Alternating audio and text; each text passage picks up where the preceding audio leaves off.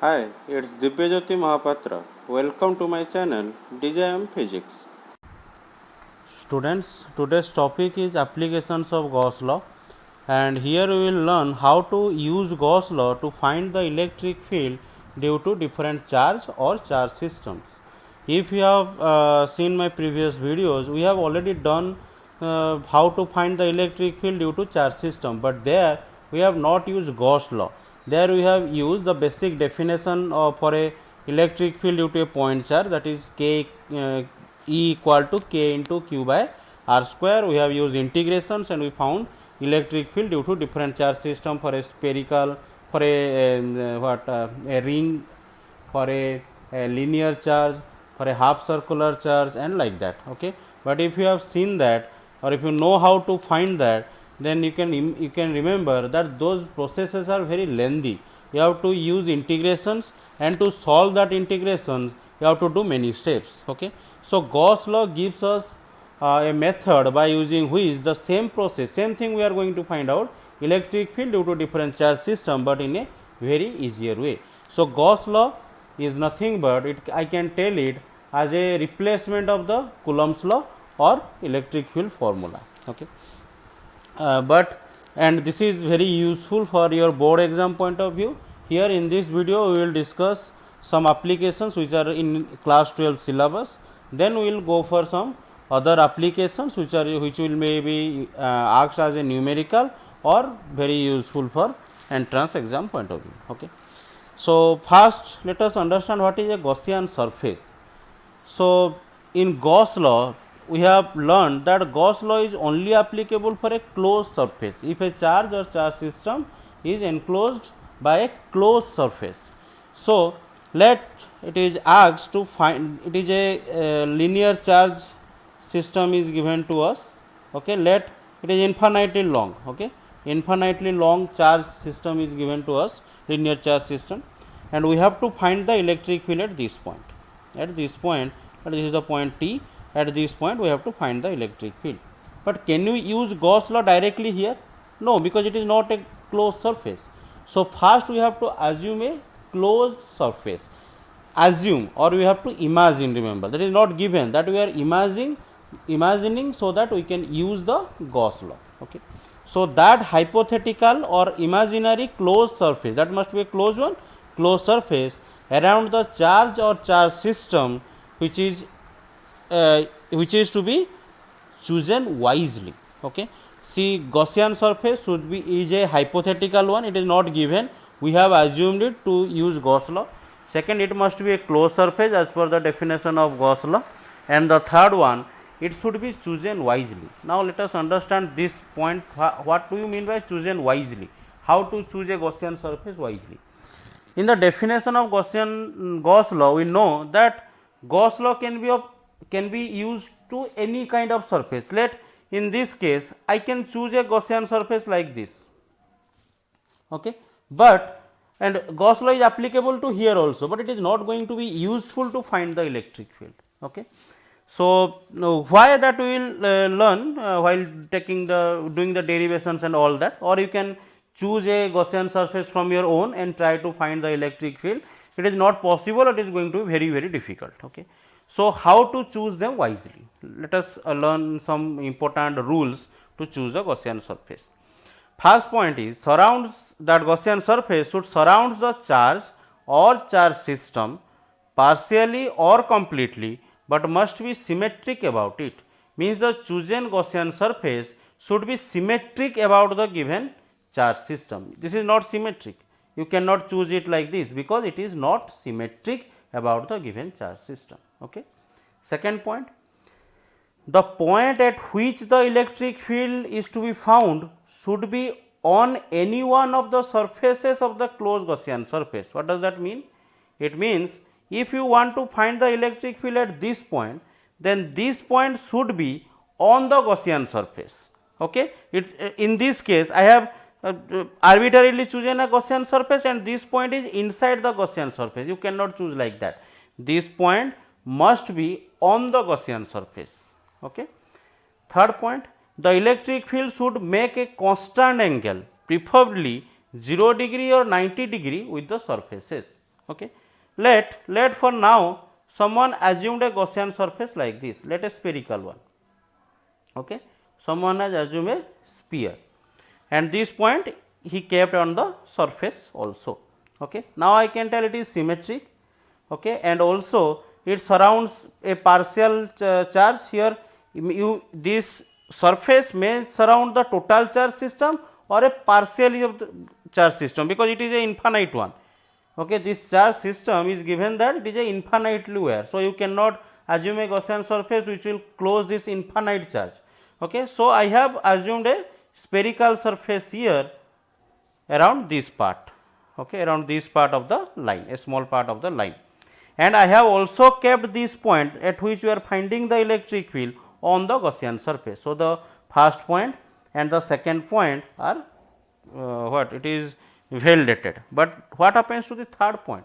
Third point tells that every point or the surface should make an angle of 0 degree or 90 degree, preferably on the with the electric field. Okay. We learn how to draw the electric field lines, okay, and in that case we have already learned that if it is a linear charge system, then the electric field lines are like this. Okay. It is going to be uniform in both the ways like this. Okay. This we will learn how to draw it in case of while we are studying about the electric field lines. Okay. So, let us assume this surface on the, this is our Gaussian surface. So, for this small part the electric field is like this in this direction, but the Gaussian surface is along this direction. The angle is this much, neither it is 0 nor it is 90 degree. Okay. For this surface, okay, for this surface again surface is along this direction, area vector, and this is electric field, again it is not neither 0 neither 90 degree. At some point it is making 0 or 90, for example at this point. Okay, at this point the surface vector or the area vector is also along this direction, electric field is also along this direction, but not at all the points. It is not making 0 degree or 90 degree at all the points. Okay. So, spherical Gaussian surface is not a perfect one for this type of charge system. Is it clear why I cannot choose a Gaussian surface here, spherical Gaussian surface? Okay. Now, let us, I will tell at the end what kind of surface I should choose for this. Okay. Now, what is the fourth one? The electric field should be uniform at the surfaces of the Gaussian surface. Okay. Should be uniform at the surfaces of the Gaussian surface. Okay. Now, can anyone assume a Gaussian surface for this system which obeys all these laws? Yes, it is a cylindrical one. How? Let me show you. If this is a line charge given, okay, which extends to infinite, and this is the point at which I want to find the electric field. Okay. So, now if I choose a surface like this here, I have chosen a surface like this. Okay. Normally Gaussian surfaces are drawn in dotted line because they are imaginary ones, they does not actually exist. Okay. So, like this I have chosen a Gaussian surface like this. Now, let us check a cylindrical Gaussian surface. Now, let us check whether this cylindrical Gaussian surface obeys all these rules. Let us check. It surrounds the charge or charge system partially or completely, but must be symmetric about it. Yes, obviously it is symmetric. The line charge is along the axis, so it is completely symmetric. Anyway, it is more symmetric than the sphere one. Okay. Now, second point, the point at which the electric field to be found should be on any one of the surfaces. Yes, at this point I want the electric field, and I have kept this point on the curved surface. See, this is a cylinder, it has three surfaces. One is this flat surface, one is this flat surface, and another one is this curved surface. So, I have kept this point on the curved surface. Okay. Third point, the electric field should make a constant angle, preferably 0 or 90 degree with the surfaces. Let us see. The electric field lines like this, okay, they are going like this in both the directions. So, for this surface, for this flat surface, the surface area is along this direction perpendicularly outward, and electric field is like this. So, what is the angle between them? 90 degree. Similarly, for this surface For this flat surface, the area vector is along this direction perpendicularly outward, and this is the electric field. Again the angle is 90 degree.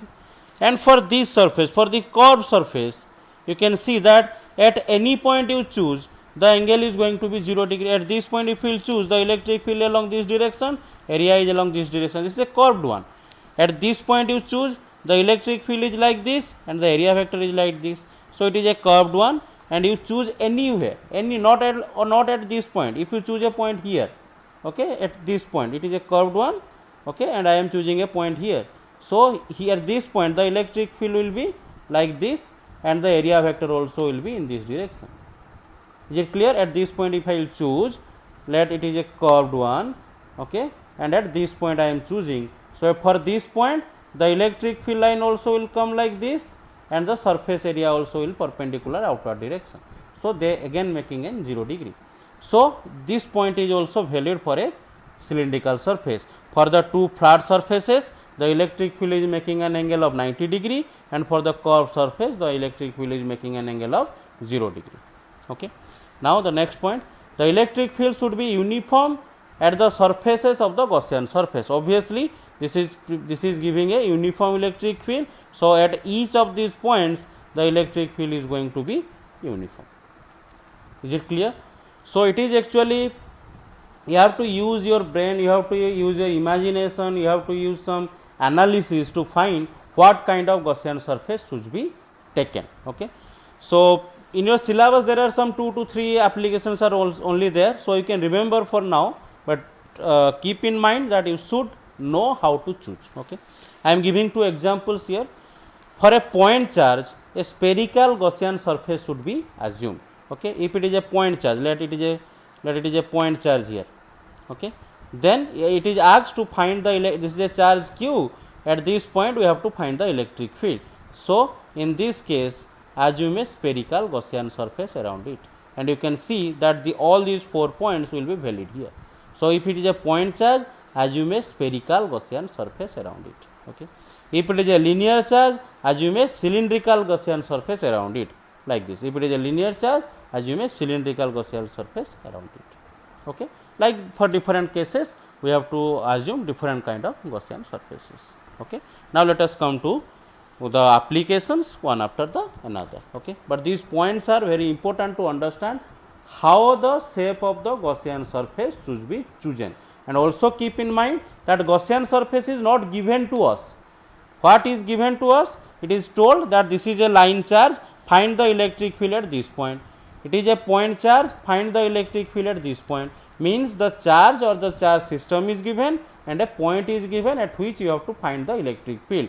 Gaussian surface is a hypothetical one or a imaginary one. You have to assume to apply Gauss law, because Gauss law is only applicable for closed surfaces. Okay. I think it is clear. Now let us come to the first application of Gauss law. Students, this is a first application of Gauss law to find the electric field due to an infinitely long charged wire. Okay. We have already did this derivation by using the basics of electric field and integration. If you want to check that, click the I button above or go to the description, the video link is given. Go there and skip the video up to about 28 minutes. There the derivation is given. First we have derived a electric field due to a finite wire, and then we have in the special case we have put the formula or specific values, and we have found the value for an electric field due to an infinite wire. I have told to see that because then only you can understand how much easily we can find the same thing using Gauss law, and how much difficult it was there without using Gauss law. Okay. Now let us start. What is given? An infinitely charged wire is given, infinitely long charged wire, okay, which is uniformly charged. Okay. So let there is a charge q is given to this total wire, and that is uniformly distributed all over the wire, uniformly distributed, remember. Now if it is uniformly distributed, then we cannot use the formula, it is a continuous charge distribution, so we cannot use the formula E equal to kq by r square. Okay, first thing.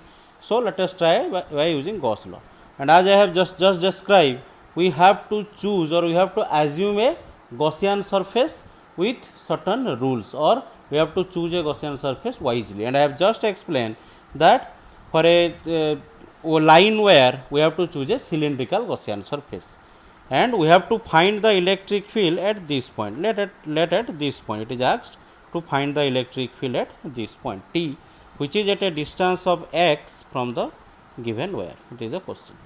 Okay. So we have chosen a Gaussian surface here, and the surface must cross this point. I have already explained why. Okay. So this point we have to choose a cylindrical Gaussian surface here, which should be symmetrical about the line. To be symmetrical, the line should be on the axis of the cylinder. Okay, it is not that you have just drawn, it is a line given and you have drawn a cylinder like this. You cannot draw it like this. In this case, it is not going to be symmetric. Okay, you have to choose the symmetric structure. Okay, and it will be symmetric only when this line charge will be on the axis of the cylinder and the distance given is x. This much data is given to us. A charge wire of infinite length, uniformly charged. Q charge is given to this total wire, which is uniformly distributed over it. We have to find the electric field at point T, which is at a distance x. This dotted structure I have drawn, that is Gaussian surface. Because it is an imaginary one, it is better to draw it in dotted line. Okay. Now, how many surfaces are there? 3 surfaces. This is one fast surface, flat surface. This is one flat surface, and one is this curved surface. And what is Gauss law? Gauss law is flux or electric flux equal to integration of E vector dot ds vector equal to Q enclosed, or I can write it as Q inside, divided by epsilon naught. Okay, this is the definition of flux, and this was the Gauss law definition. Okay. Now, to evaluate it, I have already explained in previous videos that while evaluating, you have to take the electric field due to the total wire, but we have to consider the charges which are only inside the given closed surface. Now let us assume that the height of this Gaussian surface is let L. Okay, I am not telling that the length of the wire is L. I am telling just this height of this Gaussian surface is L. Okay, and radius is already given as x. Now there are 3 surfaces, 1, 2, 3. So we cannot evaluate this directly. We have to do it in 3 steps. So this I can write is as integration of E vector dot ds1 vector. What is ds1 vector? I have chosen a small element here on the flat surface, and its direction will be perpendicularly outward direction. I have given it a name as ds1 vector. This total surface is s1 surface, and a small element on it is ds1 surface or area vector, and the electric field is like this. Because this is a plane line charge, and we know that for a line charge the electric field is always like this, uniform in both the direction, like this. Yes or no? So it is like this. So at this point, area vector is perpendicularly outward, and this is electric field. Angle between them is 90 degree. Similarly, this surface I have taken as S2 surface, and a small element on it is taken as ds2 vector. And here the electric field will be along this direction. So it is electric field E vector. I am not choosing E1 vector or E2 vector, because whatever electric field is here, the same electric field here also. So I can choose them E and E. Here also the angle is going to be 90 degree. And for this curved surface, anywhere you choose the surface area, let I am choosing the surface area at this point. This will be the E vector, and along the same direction there will be ds3 vector. The curved surface I am assuming at S3 surface, and a small area element on that S3 is ds3 vector. Okay. So 3 integrations I have to do: E dot ds1 vector plus E vector dot ds2 vector plus integration of E vector dot ds3 vector equal to Q inside divided by epsilon naught. Okay, now let us integrate all these three. This is equal to, this is going to be actually 0. Why? Because it is E ds1 90 degree, because the angle between cos 90 degree, angle is 90 degree. So let me write it anyway. So it is going to be E ds1 into cos 90 degree, because angle between here is 90, plus here also it is going to be 90 degree, E into ds2 into again cos 90 degree, plus here this I can write it as E ds3 into cos 0 degree, because you can see E vector and ds3 vector are making an angle of 0 degree, equal to, it will be q inside divided by epsilon naught. See, this q and this q inside, they two are different things. Here this q is total charge given to this total wire, and q inside is only the charge which is here.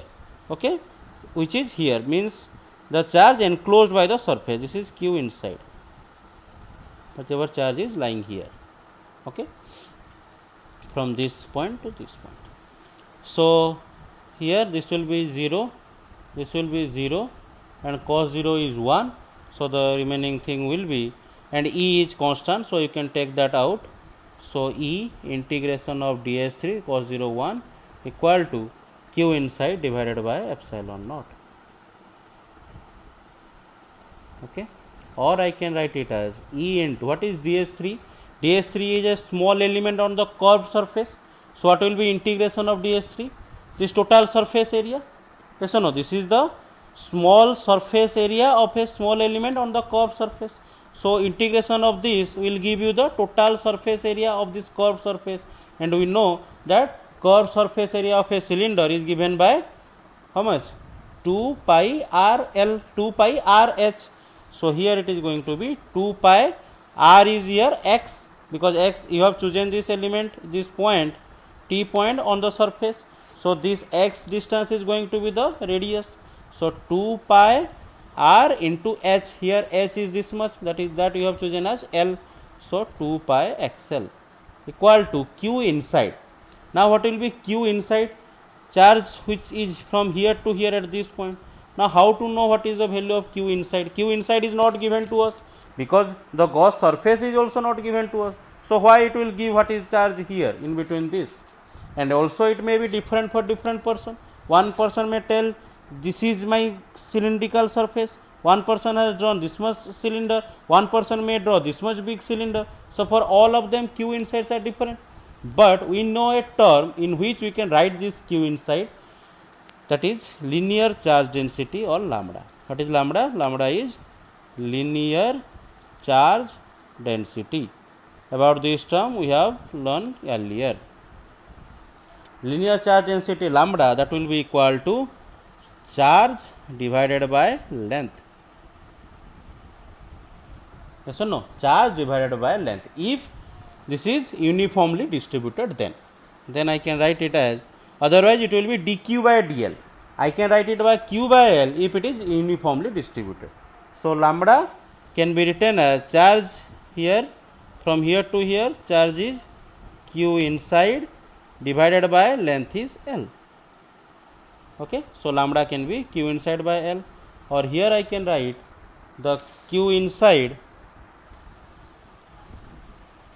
will be equal to lambda into l. Is it clear? So this lambda into l I can put it here. So it will be equal to lambda into l divided by epsilon naught, and L is cancelling out, and that was the most necessary step, because L also we have chosen, the length of the cylinder we have chosen, it is not given in the question. So that should be eliminated, and it is eliminated now. So what was our aim? To find the electric field E. So keep E in LHS and take all the terms to the RHS. Lambda divided by 2 pi x into epsilon naught. Okay. So this is your final answer. E equal to lambda divided by 2 pi x into epsilon naught. Now one person may ask, sir, if lambda will be not given, then what to do? If only q is given? In this case lambda must be given. Why? Because it is an infinite wire. Okay, its length is not known, so lambda will be surely given. Or if it is not given, like it is given that it is a very long wire of length 100 meter or of length 10 meter, find the electric field at a distance of 5 centimeter from the wire. So if this length is given as 10 meter and you are finding out the electric field at 5 centimeter, then according to x, this length is going to be very large, and in that case you can use also this formula, but in that case q and the total length will be given.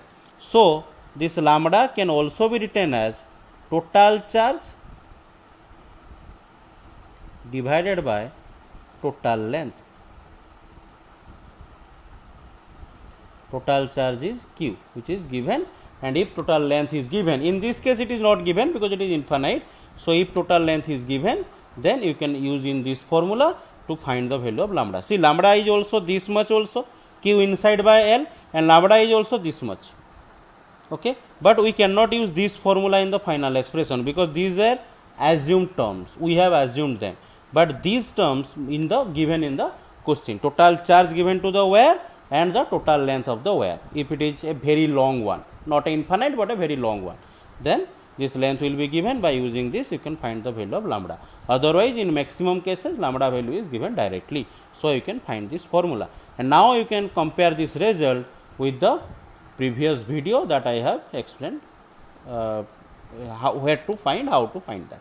Okay, in that case also we have got the same result by using the basic principle of electric field and integration, and if you compare them you will find this is going to be very easy. I have explained it very elaborately, that is why it took me about 10 to 15 minutes, otherwise it is a task of about 5 minutes. We can find the electric field very easily.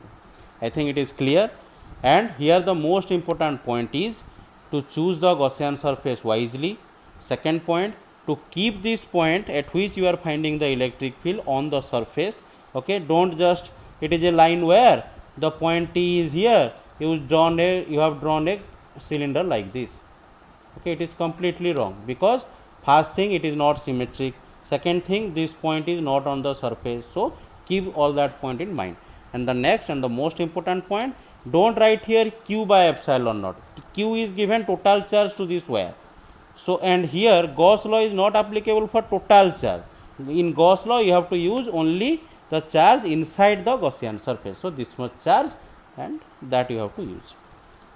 Is it clear? Sometimes it is asked to draw the E versus X graphs, okay, for different systems. Like here we have found the relation between E and X, and you can see lambda is going to be a constant because charge is distributed uniformly, 2 pi epsilon naught, they are constants, and so we can write from this expression that E is inversely proportional to X.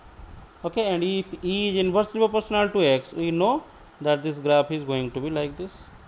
Don't touch it here and here, because if X equal to 0, E is going to be infinite.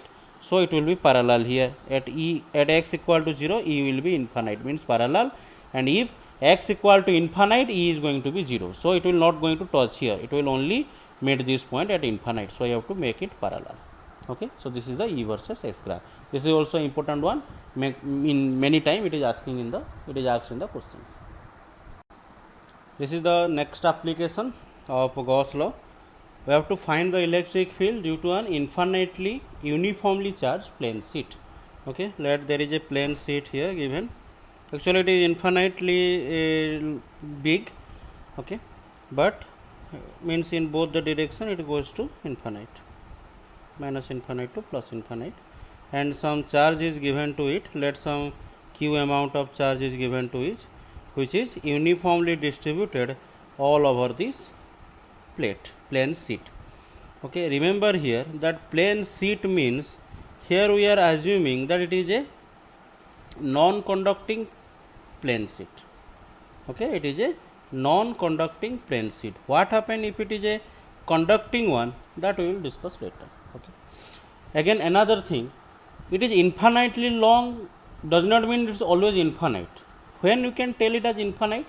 When this distance at which you are finding the electric field, let this is a plane sheet to which you are giving a charge q, not infinite one, let it is like this one also, but this point is very very small, means this distance x you are finding out from this point, from this plane sheet x, okay, and at this point you have to find the electric field which is at a distance of x. If this x is very small as compared to this plane sheet, let this plane sheet is of 1 meter into 1 meter, means its area is 1 meter square, but you are finding this electric field at a distance of some 10 centimeter. So in comparison to this plate, this point is this distance is very small. In that case also you can assume the plane sheet as a infinite one. Is it clear? Okay. Now by remembering all these points that I have explained, how to draw a Gaussian surface or how to choose a Gaussian surface wisely, I can draw here this kind of Gaussian surface, a cylindrical one, a cylinder one, which is actually passing this plane sheet like this. Okay, a cylindrical Gaussian surface which is passing this plane sheet like this. It is actually passing here. Okay, like this it is passing and it is entering inside actually. Okay, a cylinder is a plane sheet is like this. Okay, and a cylinder is assumed like this. At this point it is passing from here and it is coming out from here, and it is symmetric one. Symmetric one means if this distance is x, then this distance also must be x. Okay, and this point it must be on the flat surface. At any one of the surface it should be. In this case I am keeping this point on the flat surface of the cylinder. Is it clear? This is one cylinder, not two cylinder. It is just passing at this point to the sheet and it is coming from the other side. Is it clear the diagram? Okay. Now let this cross sectional area of this cylinder is A. Cross sectional area equal to A. One can also assume that this radius is r and cross sectional area is pi r square. But anyway, this we have chosen. Okay, actually it should be drawn in dotted lines because it is a Gaussian surface which is an imaginary one. So it should be drawn in dotted lines. Okay. Now since it is a imaginary one, at the end the A should be eliminated or the pi r square should be eliminated. So it does not matter whether you are choosing A or you are choosing pi r square. Okay, this is the cross sectional area. Now for this plane sheet, you also again know that the electric field line is going to be like this. Okay, it is coming out like this. It should coming out like this along this direction also. In both the direction it should be uniform like this. Is it clear? Now at this point what should be the at this point what is the direction of the area vector? Obviously perpendicular outward, means along this direction. Let this is my S1. Okay, and this small part is my ds1 vector. Is the flat surface is S1 surface and a small element on it is ds1 surface, and the electric field is also along this direction because it is moving along that direction. For this flat surface I am taking this flat surface as the second surface or S2 surface. I am choosing a very small element here and I am telling that it is ds2 vector. Okay, and electric field is again along this direction. So the angle between the electric field and ds2 vector is 0 degree. Now if you choose any element on the curved surface, then the direction of the curve of the this S3 surface, I am assuming it as S3 surface, and this will be ds3 vector. So and the electric field is along this direction. So the angle between them is 90 degree, and you can not only here, you choose it here, you choose it here, you choose it here. On the core surface, anywhere you choose, if you can imagine, you will know that the angle between the electric field vector and that small element vector on this curved surface is going to be 90 degree. Okay. Now we have to use Gauss law. What is Gauss law definition? Gauss law was, this was the flux definition, E vector dot ds vector integration, definition of electric flux, and that will be equal to Q inside divided by epsilon naught. This was the definition of Gauss law. So we can write it. Again we cannot do this integration at once because there are three surfaces and the angles are different. So we have to do this integration 3 times. So we can write it as like this: integration of E vector dot ds1 vector plus integration of E vector dot ds2 vector plus integration of E vector dot ds3 vector equal to q inside divided by epsilon naught. Okay. Now this is dot product, so I can write it as E1 into ds1 into cos 0 degree, because here the ds1 and E vector are making an angle 0 degree, plus here I can write it as E2 into ds2 into again cos 0 degree, because here also the angle is 0 degree, plus ds3 vector it is making 90 degree, so it is E3 into ds3 into cos 90 degree equal to q inside divided by epsilon naught. Okay. Now this is cos 90, so it is going to be 0, and cos 0 is 1, here also cos 0 is 1, and E is constant. Okay, not E1 actually, here all this should be E only, because electric field is same for all the, it is uniform, so electric field is same for all the surfaces, so it is E only, not E1, E2, E3. So here E is constant, E can be taken out, and integration of ds1 plus again here E is constant, cos 0 is 1, so electric field is taken out, integration of ds2, that will be equal to q inside divided by epsilon naught. Okay. Now what is ds1 vector? ds1 was a small element on the first surface. Okay, so its integration will be the area of this total flat surface, which we have assumed as A. So it will be E into A, plus here again ds2 is this small element on this flat surface. If this cross sectional area is A, obviously this cross sectional area will be A, this total area. So integration of ds2 is again going to be A, that will be equal to q inside. What is q inside? The charge enclosed in this part. Yes or no? Because there is no charge here, there is no charge here. Okay, and these charges are outside my Gaussian surface. These charges are not inside the cylinder or inside the assumed Gaussian surface.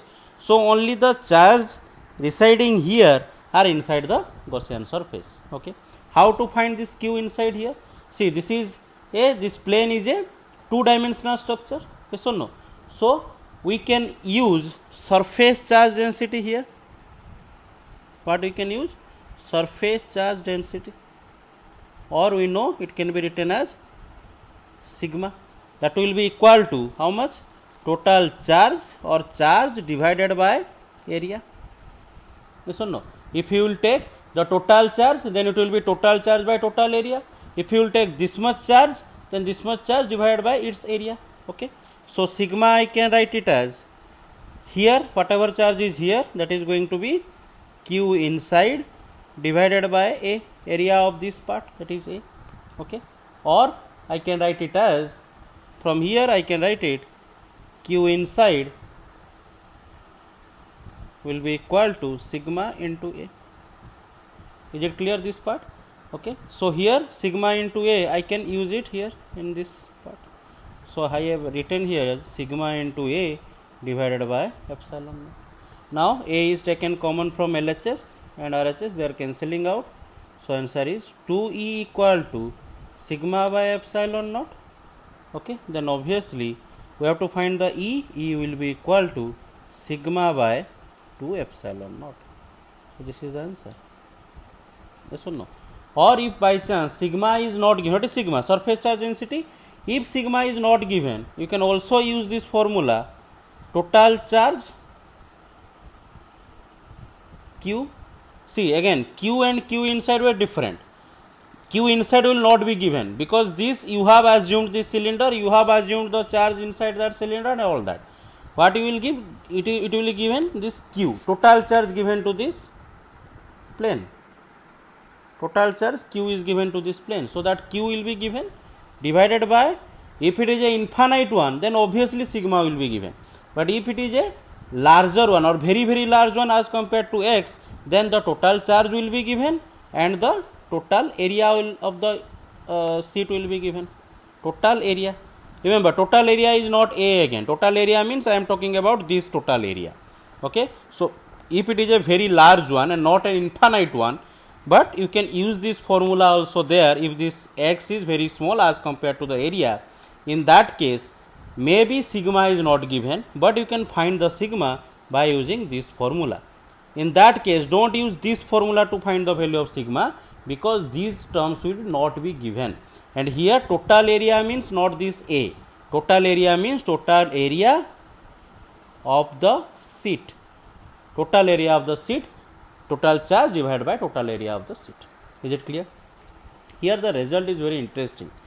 What was the question? Remember, there was a plane sheet and you have to find the electric field at a distance x from the sheet. But where is x in the final expression? Final expression, there is no x. It means if you choose the element, this point here, this point here, this point here, or here, or here, or here, or here, or here, anywhere, the electric field does not depend upon x. If I have chosen the point here, I got this much. If I will choose the point here, then also I will get this much, because it does not depend upon x. It means the electric field due to a plane infinitely large plane sheet is going to be constant everywhere. Throughout this it is going to be constant. It does not even depends upon the distance. See, it is already uniform. Okay, uniform means whatever electric field here, the same electric field will be here, same electric field will be here, like that. That we know initially from the diagram of electric field lines. But here we also know that, also came to know that the electric field does not depends even the distance. Okay, so here if somewhere it is asked to draw the electric field versus x graph, how it will be? Like this. It is going to be a constant, and this value is going to be sigma by 2 epsilon naught. This is the diagram. This is the E versus x graph, because it does not depend upon x. So whatever the x value you may take, electric field is going to be a constant. So this is the graph, if by chance it is asked. Is all this point clear? Okay.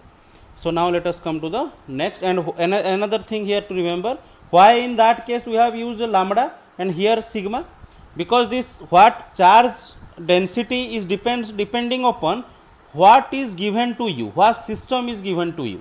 In the previous application there was a line charge given, okay, a one dimensional object, so you have to find lambda there, linear charge density. And here it is a sheet, plane sheet, okay, means a two dimensional object, so you have to find surface charge density. Okay, you don't have to do anything with this assumed surface. Charge is not given to this surface. Charge density depends upon this plane, not on this surface. Cylinder is a three dimensional one, but here you are not going to take volume charge density, because charge density here depends upon what charge system is given, due to which you are finding out the electric field. In the first case it was a one dimensional one, hence you have taken linear charge density. Here it is a surface or a two dimensional one, hence you have taken the surface charge density. Okay. If the charge system given is a three dimensional one, like a sphere or a cylinder, a cylindrical charge system is given, find the electric field due to that. In those cases you can use volume charge density, or that is rho. Is it clear? Now let us come to the next application. This is the next application. We have to find the electric field due to a point charge. Actually in many books, or in all books, I tell this application is given at the first, because it was the easiest one actually, but I have given it, I have telling it somewhat later, because this derivation you will feel, okay, this is Gauss law, why to use this? We know the formula directly. What is that formula that we know? If there is a charge q here, find the electric field at a distance x, then the electric formula we know, E equal to k into q by x square. Due to a point charge, the electric field is this much. So one may think, then what is the use of Gauss law? This formula we already know, and it is very easy also, then why to use Gauss law? Okay, that is why I am just telling it in the third application, not in the first one. Okay, for now you forget that you know this formula. Okay, you don't know what is the electric field due to a point charge. We have to derive it using Gauss law. Okay, I also admit that the derivation is very easy from Coulomb's law, but we are verifying the Gauss law. You can assume here we are actually not studying about an application.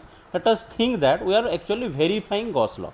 The formula we knew here and the formula we are going to derive using Gauss law, are they same or not? Okay. So let us assume a charge here you have to find the electric field at this point, which is at a distance of x from the given charge. Okay, and I have already explained at the starting of the video that we have to assume a Gaussian surface wisely, and I have explained there why a point charge, for a point charge the Gaussian surface should be a spherical one. Okay, so here the Gaussian surface is a spherical one. The dotted one is the Gaussian surface, and not spherical one does not mean here q is there, here you draw a sphere, not like that. This charge should be at the center, then only this Gaussian surface will be symmetrically surrounds the given charge. Okay, that is an important point while you are choosing a Gaussian surface. Okay, now at this point, what is the, okay, we know how the electric field lines are coming out from a point charge. We know that how these are going to be coming out radially outward direction like this everywhere. Okay, in this direction. Remember this direction, how these electric field lines will come, this direction or the way it is going to come, that we cannot derive mathematically. We can only find the value of electric field strength using mathematical expression, maybe using Coulomb's law or maybe using Gauss law. But how this will come or how the shape of the electric field lines will be, that can only be found by using experiments. We have to do a experiment or different kind of experiments to find the electric field line. You can check your internet, or by, if time permits, I will also show you some experiments to check how this electric field line look like for different systems. Okay, so first we have used our knowledge of shape of electric field lines for a point charge, that is radially outward direction. Okay, now let us assume a very small surface area. Okay, let here there is a surface area. Okay, and what is the direction of surface area? It is going to be perpendicularly outward direction like this. So this is going to be ds vector, and electric field line is also along this direction. Yes or no? Similarly, anywhere you can choose. You can choose here. If you choose here, the direction of this area vector will be perpendicularly outward direction, and again the electric field is also moving like this. So the angle between them is 0 degree. So any point you choose on the surface, the angle between ds vector and E vector is going to be 0 degree. Now what is Gauss law? Electric flux is given by E vector dot ds vector will be equal to q inside divided by epsilon naught. This is Gauss law. Okay, and here we don't have to do this integration 3 times as we have done in previous 2 applications, because there is only one surface, a sphere one, so there is only one surface, a spherical surface. Okay, so I can do it once, E ds into cos 0 degree.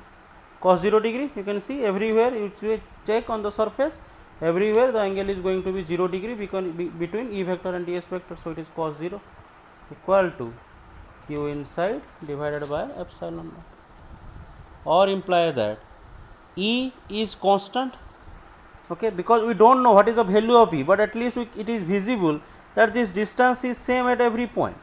Yes or no? This distance is x, this distance is x, this distance is x, because we have assumed a sphere and at this charge is at the center, and hence all these are nothing but radius. Yes or no? So all these on the surface everywhere the electric field is going to be a constant. Although we don't know the value, at least from the diagram it is visible that on the surface at every point the electric field is going to be a constant one. So we can take that out, and remaining thing is integration of ds, because cos 0 is 1. Here q inside will be equal to q itself. See, in the previous 2 applications, the total charge given and the charge inside the Gaussian surface were different. Okay, in this case the total charge given was q, okay, to this total plane, but what is the charge enclosed? This much, not the total charge was not enclosed. Okay, you can again see that the q charge was given to this total wire. Okay, but in Gauss law we have to only use this charge that was inside the Gaussian surface. Okay, so in all these 2 applications that we have done before, the total charge given and the charge inside the Gaussian surface were different. and hence here we are not writing q by epsilon naught, and we have writing this value in terms of some lambda or in terms of a sigma or rho and etc. Okay, but in this case, okay, you can see that the total charge what is kept here, the total charge is inside the Gaussian surface, so you can directly write it q. Okay, and there is also not charge distribution, no charge distribution here, there is a only single charge. Charge distribution comes, or the lambda, sigma, rho, the linear charge density, linear surface or volume charge density come if it is a charge distribution, but it is a single charge, so you can write it directly. And E into what will this value? What is ds? ds is a small area element on the surface, spherical surface, so its integration will be the total spherical surface. Okay, total spherical surface is going to be 4 pi r square, or in this case 4 pi x square, 4 pi into radius square, here the radius is x, okay, equal to q by epsilon naught, or I can write it as E equal to q by 4 pi epsilon naught into x square. Yes or no? Or I can rearrange it to write like this: E equal to 1 by 4 pi epsilon naught into q by x square. This is what we know. E equal to k into q by x square. Okay.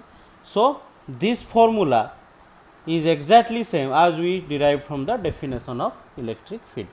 Okay.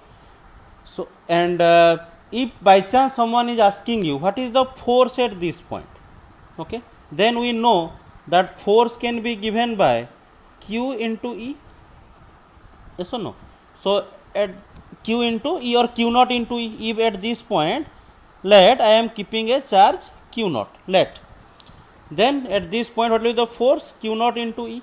Okay, or I can write F will be equal to q naught into E value is this much, that is 1 by 4 pi epsilon naught into q by x square.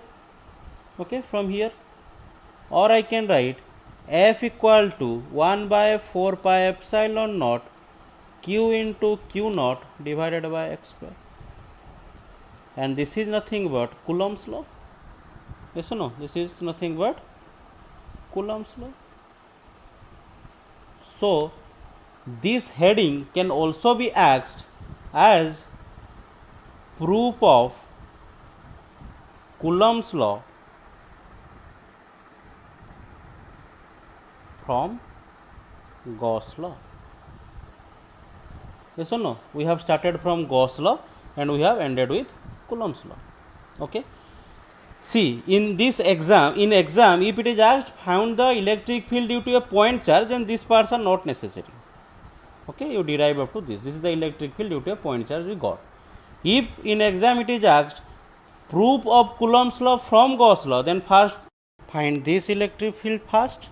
Okay, up to this, then you assume a charge q naught here and you find the force on that charge due to this source charge, and you will prove the Coulomb's law. Okay, the first heading if asked up to this, if it is asked to prove Coulomb's law from Gauss law, then up to this. Okay, now let us go to the next application. This is the next application.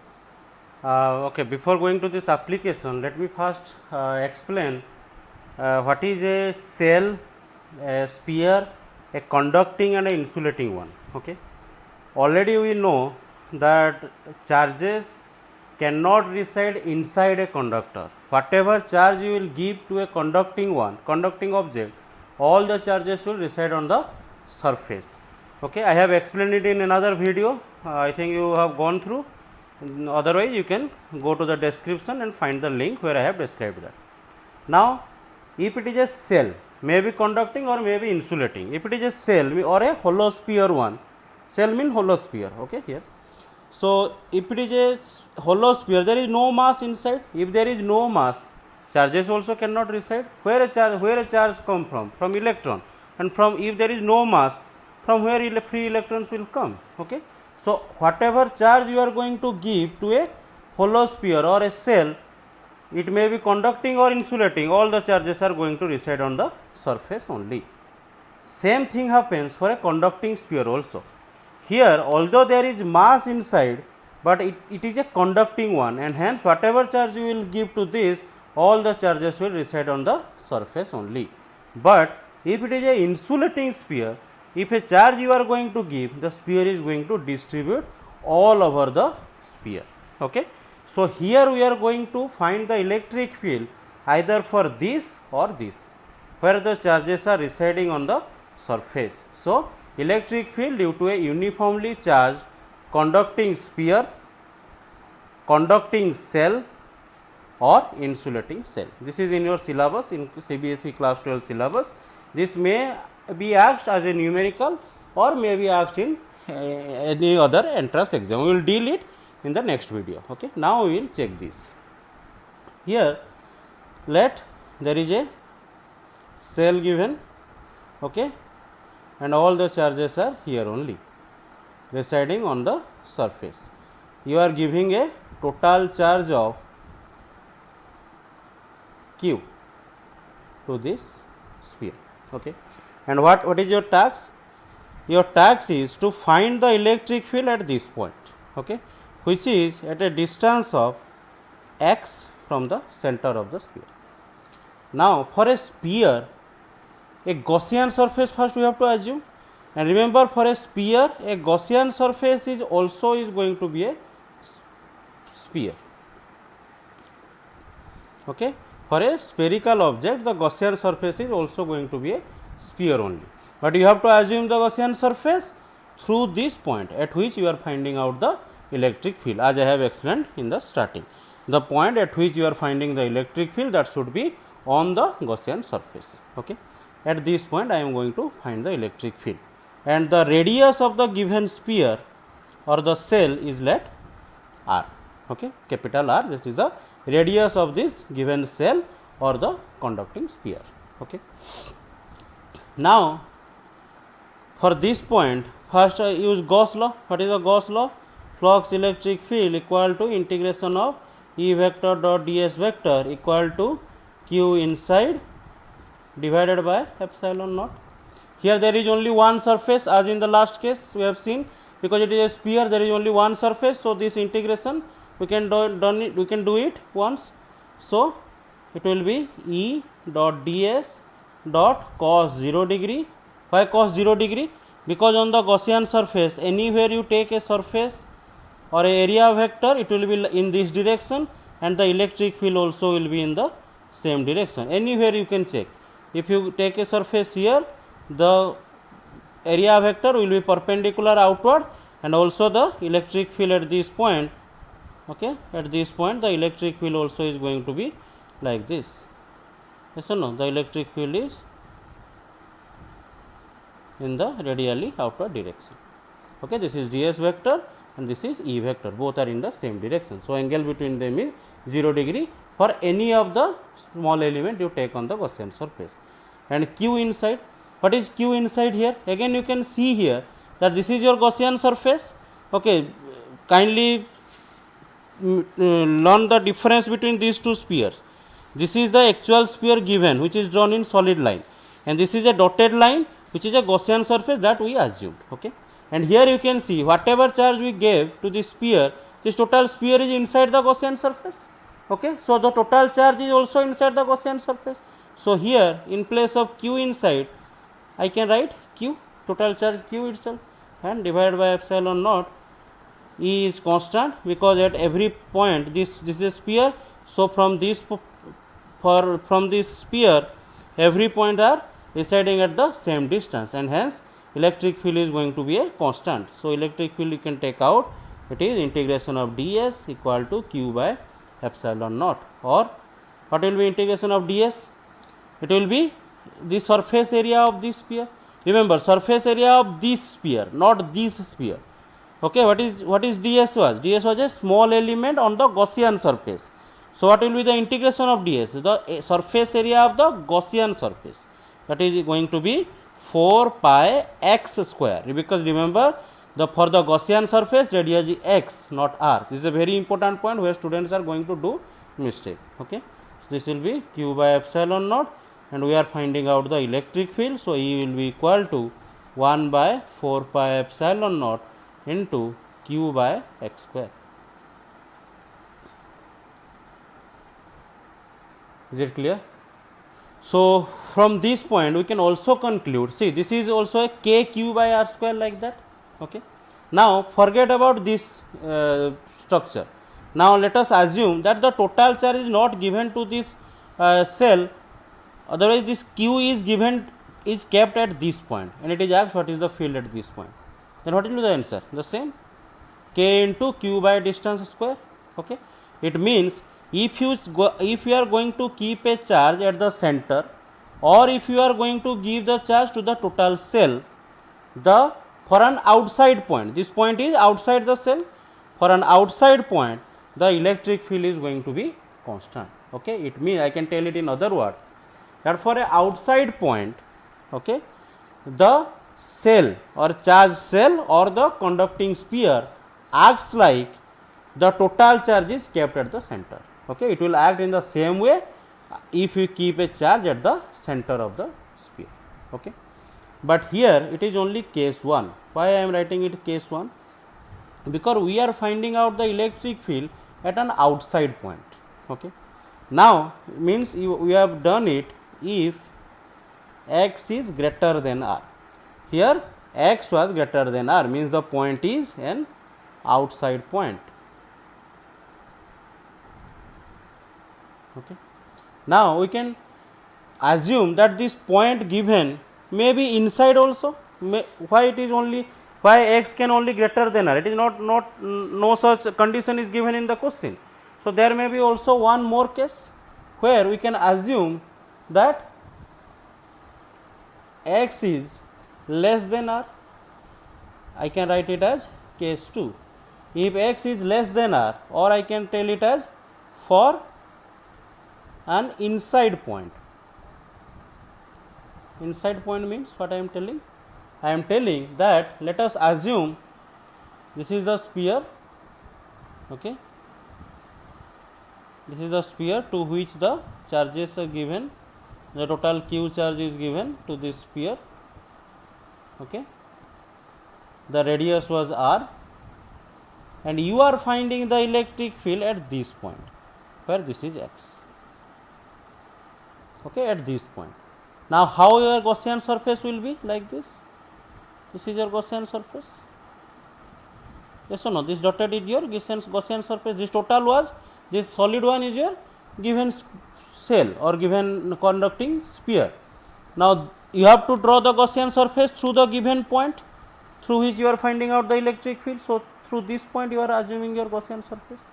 Now you can see, if I am going to write the Gauss law here, it will be integration of E vector dot ds vector will be equal to q inside divided by epsilon naught. Okay. Again you will find that this value you will get as E into 4 pi x square, as we have done here the same way. Okay. Again here the area is ds integration is this area. Okay. This small Gaussian surface area, that is 4 pi x square, but here q inside is 0. Why? Because total charge is here itself, outside. Inside this Gaussian surface, what is the total charge? 0. And we have to only take the charge inside the Gaussian surface, not these outside charges. Where Gaussian surface is this, and our charges are here, outside the Gaussian surface. And inside the Gaussian surface, there is no charge. So q inside is 0. So from here, I can write E will be equal to 0. Yes or no? Is it clear? So for any inside point, if you are finding out the electric field due to a cell, it is going to be 0. Why? Because there is no charge inside the Gaussian surface or inside the cell. Okay. I can write it as E in and I can write it as E outside. Okay. Means here electric field you are finding out for inside point, here you are finding the electric field for an outside point. Is it clear till now? Now let us, another case is also possible. What is that? If the point at which you are finding the electric field is on the given sphere, means let us write it here as case 3, if x equal to r, or for a point on the surface. First case we have solved where the point was outside the cell or the hollow or the conducting sphere. Second case we assumed where the point you are finding out the electric field was inside the cell.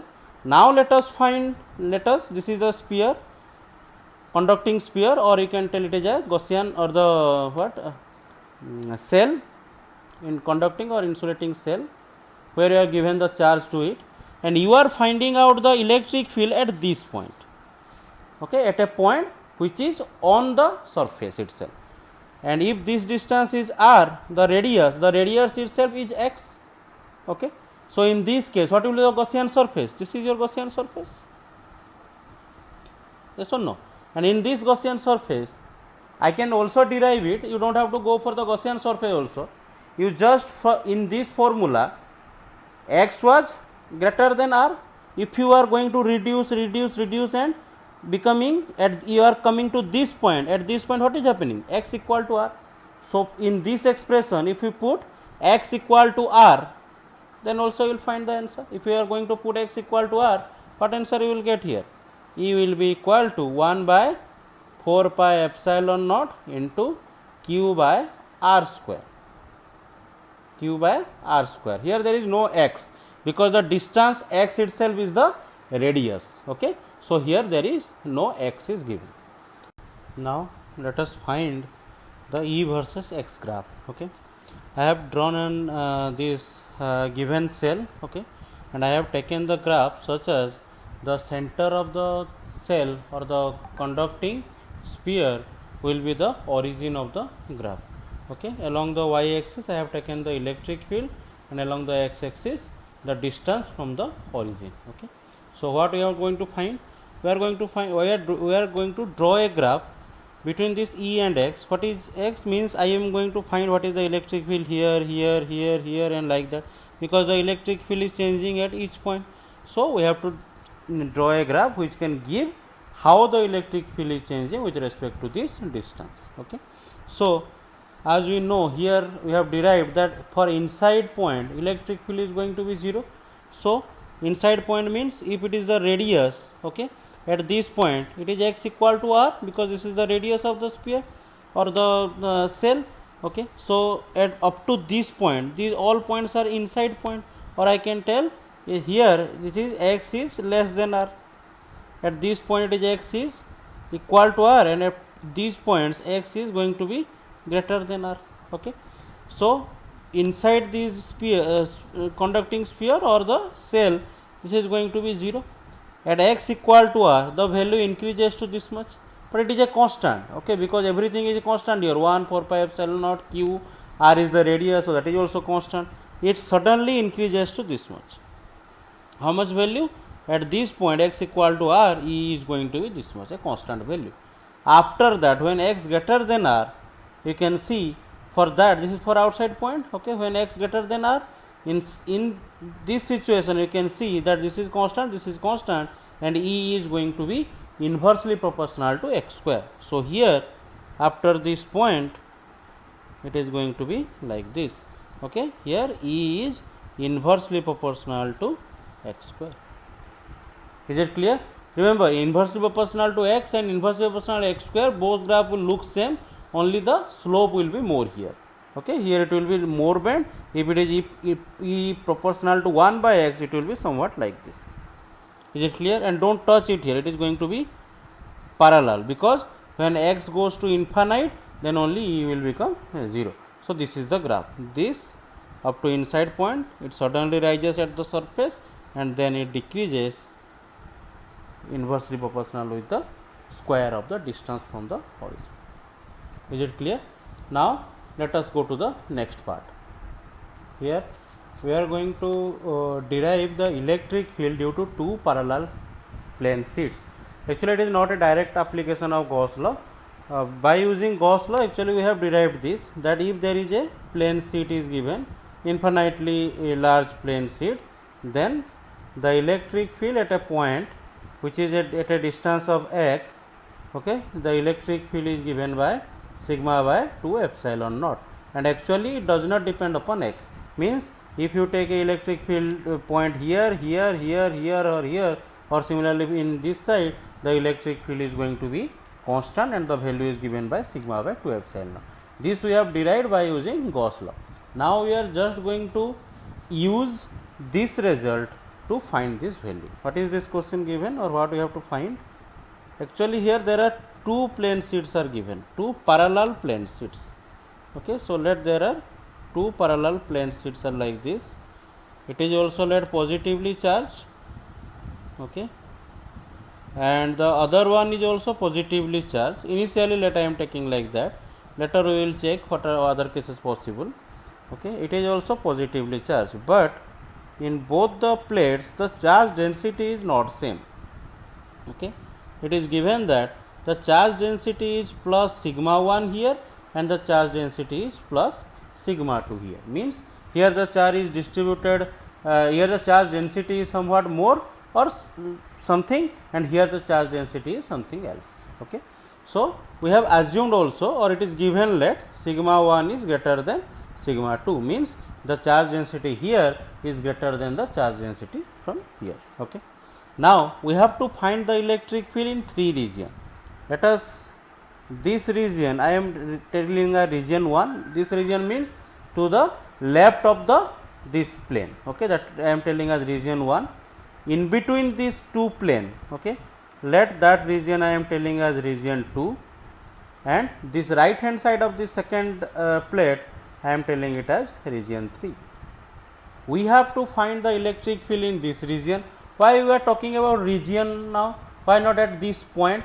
Because we already know in this region the electric field is going to be same for one plane. So we don't have to actually define a point, find the electric field at this point. We can tell find the electric field at this region, like that for an plane sheet. Okay, so we have to find the electric field somewhere in this point. If you take a point here or here or here, what will be the electric field? Similarly for one point in this region and for one point in this region. Okay, now if there is a point here at this region 1, the electric field due to this, okay, first what will be the electric field? This is positive charge, so due to this the electric field will be away, so it will create a electric field along this direction. Okay, let that electric field is E1, and what will be the value of E1? E equal to sigma by 2 epsilon naught, so here it will be sigma 1 by 2 epsilon naught. Okay, similarly here one field also will be created by this. Now forget about this one, now there is a plain plate here and you have to find the electric field at this point. Since again it is positive, it will again create a electric field along the same direction. Okay, so there will be an electric field in the same direction, let that is E2. What is the value of E2? That is going to be sigma 2 divided by 2 epsilon naught. Okay, along this direction, and it will be sigma by 2 epsilon naught, but because what its charge density is sigma 2, so it is sigma 2 by 2 epsilon naught. Now why I have shown E1 as greater one and E2 as small one? Because it does not depends upon distance, not because it is nearer point, it is far point, because it does not depends upon distance, but sigma 1 is greater than sigma 2, it is given. So I have shown this E1 as a greater one and E2 as small one, because here sigma 1 is there, so it will be a larger quantity, here sigma 2 is there, so it will be a smaller quantity. So what will be the net field in this region? Net field in this region or in region 1, let I am writing at EI or E in the I region, okay, or first region, it will be equal to how much? E1 minus E2, sorry, E1 plus E2, because there are two electric fields moving in the same direction, so the net electric field will be added, or I can write it as EI equal to sigma 1 by 2 epsilon naught plus sigma 2 by 2 epsilon naught, or I can write it as 1 by 2 epsilon naught sigma 1 plus sigma 2. This is the answer. Okay. Now in this region what will happen? In this region this plate will produce an electric field in that region. Okay, because if this is a plate, okay, it is producing electric field along this way and along this way. Okay, since it is a positive charge, it will again produce an electric field along that direction. Okay, let that is E1. This will create an electric field along this direction because away from this plate. So due to this plate there will be an electric field along this direction like this. Okay, let that is E2. But again E1 is greater than E2 because E1 value is going to be again sigma 1 by 2 epsilon naught and E2 value is again going to be sigma 2 by 2 epsilon naught. Is it clear? But here you can see that the direction of the electric fields are different. Okay. So, here the net electric field I can get by subtracting them, or E1 minus E2. So, I can write electric field in the second region is going to be 1 by 2 epsilon naught sigma 1 minus sigma 2. Is it clear? Similarly, at this region, this will create a electric field along that region, along that way. So, like this, E1 that will be equal to sigma 1 by 2 epsilon naught, because here this plate will, here also it will create by sigma 1 by 2 epsilon naught, here also it will create sigma 1 by 2 epsilon naught. If you choose a point here also it will create sigma 1 by 2 epsilon naught, because it does not depends upon distance, but the direction is changing. Okay, you have to, for this plate, the along this direction there will be electric field, and along that direction there will be electric field. Okay. So, at this point, since it is positive, it creates a electric field along that direction, and this will again create a electric field along that direction. So, in the same direction E2, but it will be a smaller one, because again sigma 1 was greater and sigma 2 was smaller. Okay. So, again in this region I can write that electric field in this region will be equal to added, okay, E1 plus E2. So, that will be 1 by 2 epsilon naught sigma 1 plus sigma 2. Okay. So, you can see that in this region whatever electric field is created, in this region also the same electric field is created, but the net electric field direction is different, because in this case it is added and the direction, net direction will be towards this direction. This will be the net direction of the electric field, this vector. Okay. In this case the net electric field will be towards this direction, because they are again added in this direction. So, it will be E3, and in this case this E2 direction will be towards this direction, because E1 was greater. So, when you subtract, like here it is 10 Newton, here it is 2 Newton. If you are subtracting, in which direction you will get the net force? Towards this direction, 8 Newton, like that. So, here also it is a vector. So, if it is greater one, so you will get the net electric field along that direction. So, this is the direction of E2 vector. Is it clear? So, along this and along this side, or in this region and in this region, the electric fields are same, but their directions are different. In this region the electric field will be sigma 1 minus sigma 2. Okay. Now, we can assume a special case. What is that special case? If, okay, it is given, I can take it as a special case. What is that? If sigma 1 equal to sigma 2 equal to let sigma. Now, it is given that the charge is not distributed differently, but the charge density are same, means the charge is distributed uniformly in both the plate in a similar way. Okay, charge density is same. If you apply that, what will the value of EI? EI will be, if it is sigma plus sigma, so it will become 2 sigma, 2 and 2 cancel out, and the result will be sigma by epsilon naught. Similarly, in this region it will be E2 will be equal to 0, because it is sigma minus sigma, sigma 1 equal to sigma 2 equal to sigma you have taken. So, it will be, they will cancel out and it will become 0. Similarly, in this region it will again become sigma by epsilon naught. Is it clear? So, if it is sigma and sigma, means both the charge density are same, then you can write the electric field as this. Okay. Now, this can be asked in many different ways. What are they? Maybe it is asked that it is given as this plate is given a charge of plus sigma 1, and this is given as minus sigma 1, minus sigma 2. One is positive, one is given negative charge, or it may be given as, this is given as plus sigma, this is given as minus sigma, or it may be given as, this is also given as minus sigma, this is also given as minus sigma, or it is given as, this is given as minus sigma 1, this is given as minus sigma 2. So, like that many cases are possible, and in each case the method of derivation is exactly same. Okay. Among all these, I am going to derive this one. What will happen, or what will the electric field in these three regions if you are going to give a plus sigma charge to this and a minus sigma charge to this? Why this case only? Other you can also derive in the same way, This case I am solving because this particular case we are going to use in capacitor. Okay, capacitor is nothing but, actually we will learn about that in the next chapter. Two parallel plates, okay, that is a parallel plate capacitor, two parallel plates of equal and opposite charge density. Okay, we will learn about that capacitor and all that, you don't have to bother about that now.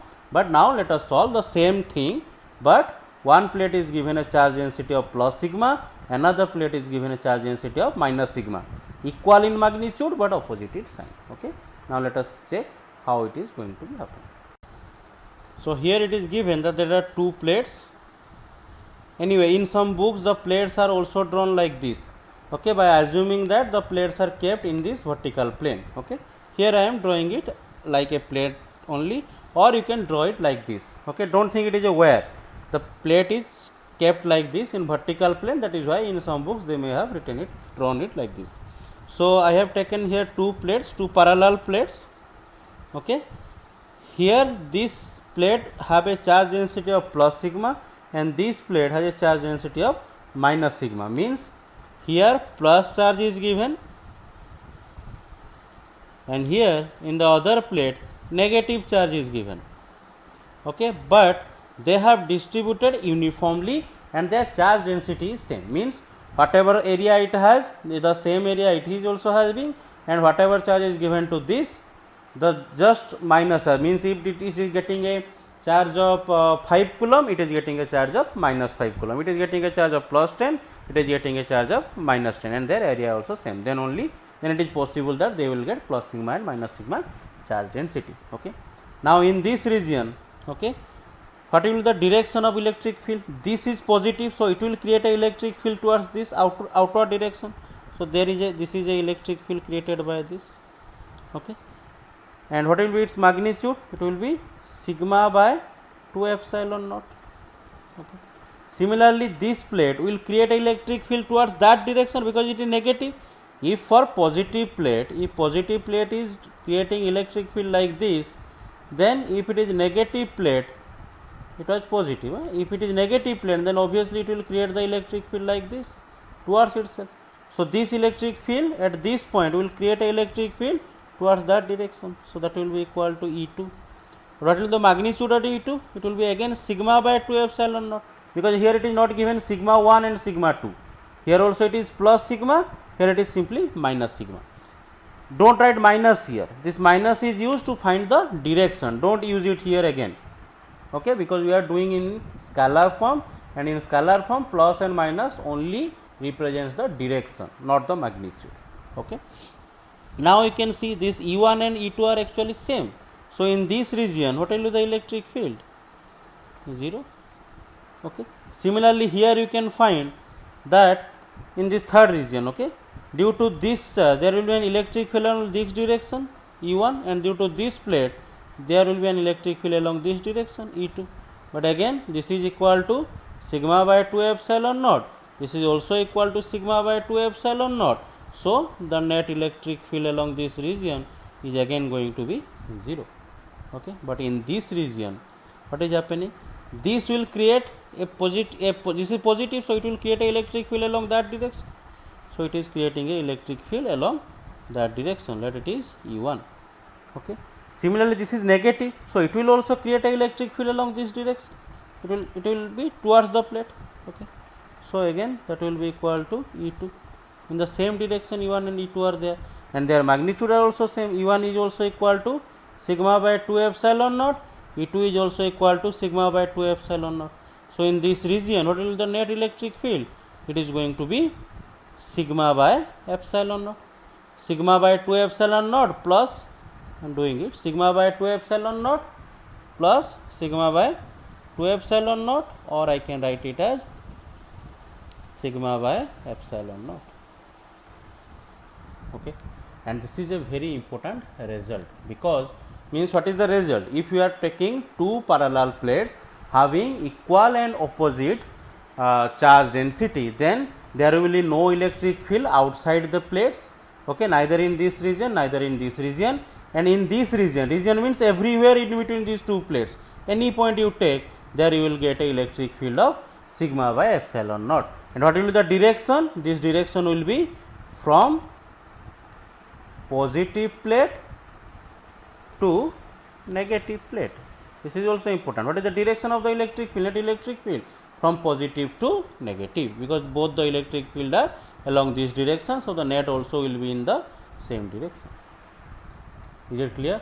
So these are all the applications of Gauss law which is directly given in your class 12 syllabus. In the next video, we will learn some numericals of the results that we got here, and also we will derive some electric field due to some different kind of charge system, which is not directly in your syllabus, but may come as a hot question, that is higher order thinking skill question, or it may also come as a question in JEE Main or NEET exam. Thank you. We will see the next part in the next classes.